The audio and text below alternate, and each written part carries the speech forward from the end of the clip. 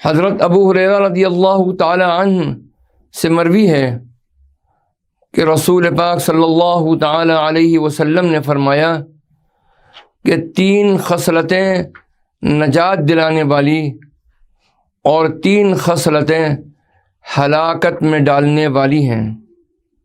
نجات دلانے والی خصلتیں یہ ہیں: ظاہر اور باطن سب میں اللہ تعالیٰ سے ڈرنا۔ دوسری خصلت ہے خوشی اور ناراضگی میں حق بولنا۔ اور تیسری خصلت یہ ہے کہ مالداری اور فقیری میں درمیانی چال چلنا، درمیانی راہ اختیار کرنا۔ اور ہلاکت میں ڈالنے والی خصلتیں یہ ہیں: نفسانی خواہشوں کی پیروی کرنا، نمبر 2 بخیلی کی اطاعت کرنا، اور نمبر 3 اپنی ذات پر گھمنڈ کرنا۔ اور یہ تینوں میں سب سے زیادہ سخت ہے، یعنی اپنی ذات پر گھمنڈ کرنا یہ سب سے زیادہ ہلاکت میں ڈالنے والی خصلت ہے۔ اب ہم تھوڑا سا اس کی تفصیل بیان کرتے ہیں۔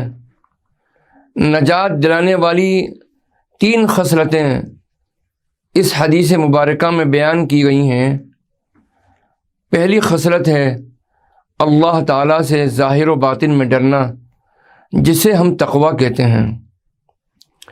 ظاہر ہے کہ خوف الہی تمام نیکیوں کے کرنے اور تمام گناہوں سے بچنے کا سرچشمہ ہے۔ جب تنہائی اور مجمع، ظاہر و باطن، ہر جگہ ہر حال میں بندہ جب خدا سے ڈرتا ہے اور ڈرتا رہے گا تو یقیناً وہ ہر جگہ اور ہر حال میں وہی کام کرے گا جس سے اللہ تعالیٰ راضی ہو اور خوش ہو، اور ان تمام باتوں سے بچے گا جن سے اللہ تعالیٰ ناراض ہو۔ ظاہر ہے کہ جس شخص کا یہ حال ہوگا وہ انشاء اللہ تعالیٰ ضرور دونوں جہان کے عذاب سے نجات پائے گا۔ دوسری خصلت ہے نجات دلانے والی حق بولنا۔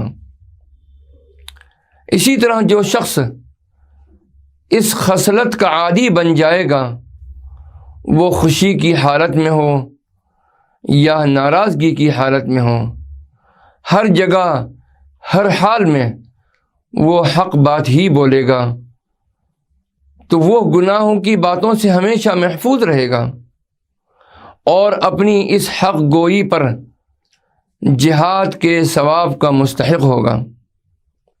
لہذا انشاء اللہ تعالی وہ عذاب دارین سے نجات پائے گا۔